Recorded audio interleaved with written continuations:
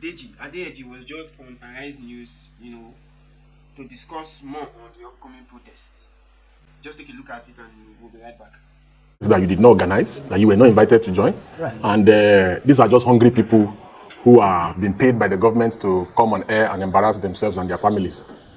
So nobody's... Nigerians... What makes you think they are being paid by government? Of course, the government is sharing billions. I've been sharing billions in the last 3 weeks to different groups, religious people and all kinds of people, trying to get people to frustrate their protest. But you're going to see what's going to happen all over the country on the 1st of August. The government is going to learn a bitter lesson about taking the people of Nigeria for granted. Now, that exactly is what the government is concerned about, and those who are dissociating themselves from this protest. When you say the government will see what will happen on the 1st of August, what exactly will happen? I mean, Nigerians are expecting a peaceful... It's going to be protest.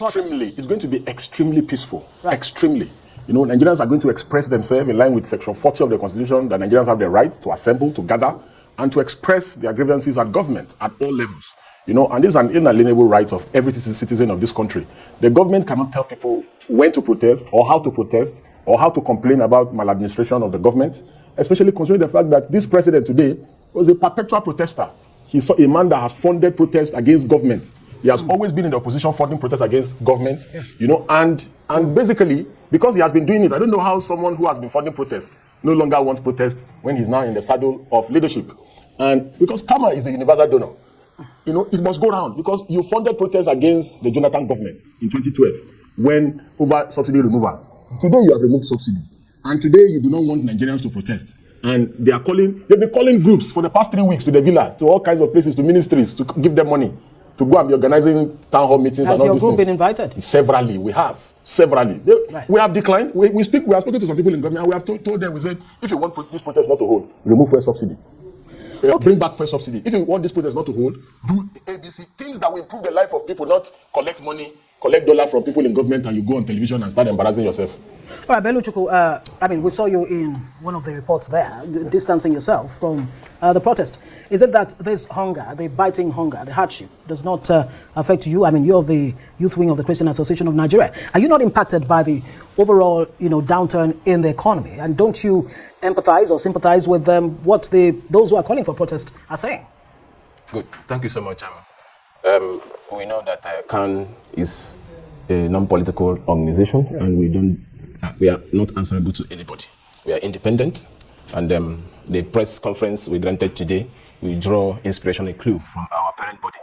You will see that the CAN president and everybody, we said we can explore other options to address this issue of protest, like dialogue, town hall meetings, etc. Because we believe that let's take a clue from the NSAS protest, right, where hoodlums hijack the process and the protest, and it becomes a means of looting and the destruction of lives and properties. A lot of youth lost their lives. A lot of people, businesses collapsed because of the protest. Now, we are not saying that there is no hunger in the land. We are not saying that people are not suffering. We are not saying that government is not doing anything. But we know that if we channel our energy to a productive and a very viable avenue, what are the viable avenues that we need to?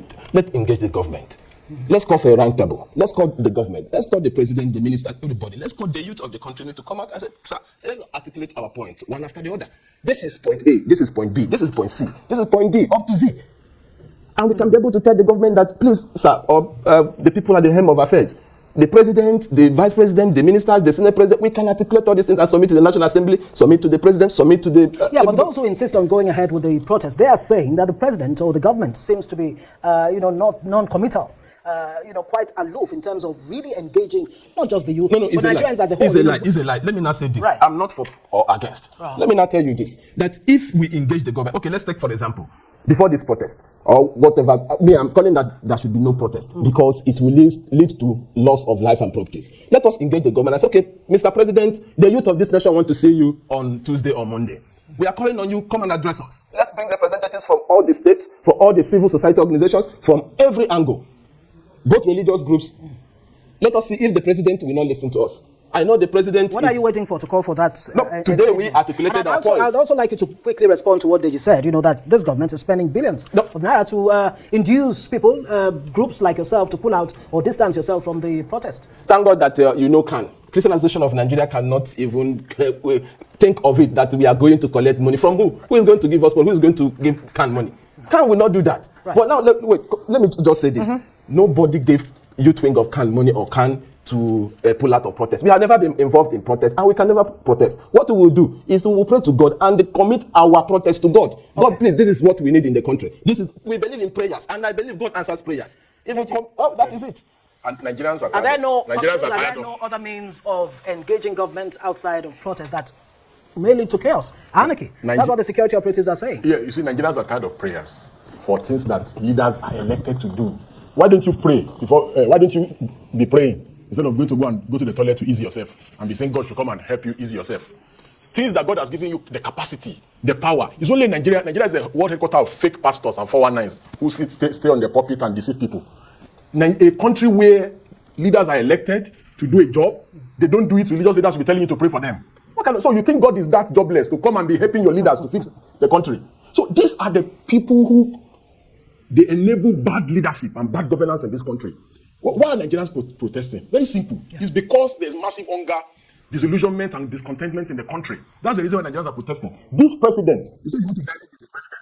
Nigeria should come and sit on the round table with the president that on Wednesday, this same president on Wednesday, he sent an executive bill to the National Assembly. The National Assembly did accelerated hearing to extend the tenure of the IG in 1 day. And they even made mistakes in the amendment. They amended, the sections that they amended was wrong. And he did that just for nepotistic reasons. That's the reason why he did that. He did not send an accelerated bill to the National Assembly to end the suffering of Nigerians. What makes you feel it has nepotistic the man is Yoruba. Undertones? The man is Yoruba. But that's a whole different conversation. See, the truth is very bitter. I guess what you're saying the truth is bitter. The truth is bitter, but somebody has to say the truth. This man is supposed to retire in a month or so. You are trying to extend his tenure. These are part of the reasons why Nigerians are protesting. When Buhari was here, carrying out the nepotistic tendencies, we all condemn him. Well, no, the Constitution allows him to do. This man has come. This man has come. And he's doing worse than what Buhari did. Almost everybody, every key person in any government, parastatal agency, the key positions are apportioned for Yoruba people. That is by the way. It's not part of the discussion. It is part of the demands. It is part of the reasons, the reasons fueling the protest, because there's inequality, there's nepotism in government and around government, and the body language of the government supports that people are not being carried along in the country. Speaking of being carried along, the president says, look, I hear you, I feel your pain. It's only been a year plus, that I've been in the saddle. Give me more time, give me patience. I've put in some policies, increase minimum wage to 70,000 naira from 30,000 naira. Student loans, the ball's been set rolling on that. Palliatives, Nigeria Youth Investment Fund. He also promises to, give or come up with more inclusive government. Yes, as it may sound or it may look, this government is not the reason why Nigeria is in this much of a mess. Because the Buhari government did a lot of damage to this country in 8 years. However, this government in 1 year has done more damage to the Nigerian economy than Buhari did in 8 years. And I will explain very briefly. When this government came, it made dollar at around 600 naira. Today, dollar is almost about 1.6. When this government came, this government met a basket of tomato at 15,000. Today, a basket of tomato is above 100,000. When this government came, it met rice around 50-something to 60,000. A bag, 50 bag. bag. Yes. Right. Now, it's almost about 100,000. When this government came, a sack of beans was around 28,000 to 30,000, depending on where you buy from. Today, it's about 75,000. When this government came, a sack of flour was around 18 to 20,000 naira. Today, it's about 68,000. When this government came, it moved a carton of noodles from 4.5. Yeah, we could spend all night wheeling out. So the list is endless. This is why Nigerians are protesting. Nigerians are protesting because all is not well with the country.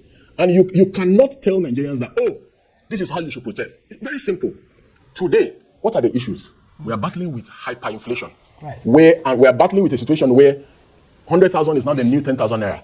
Go to many parts of this country today. People cannot even afford 1 square meal. We're not talking about 3 square meals. People are eating grass in many parts of northern Nigeria. Grass. And it's same situation in southern Nigeria. So Nigerians want to express themselves. And government is saying Nigerians cannot express themselves. No, government, I doubt very much if government is saying that. I'm not a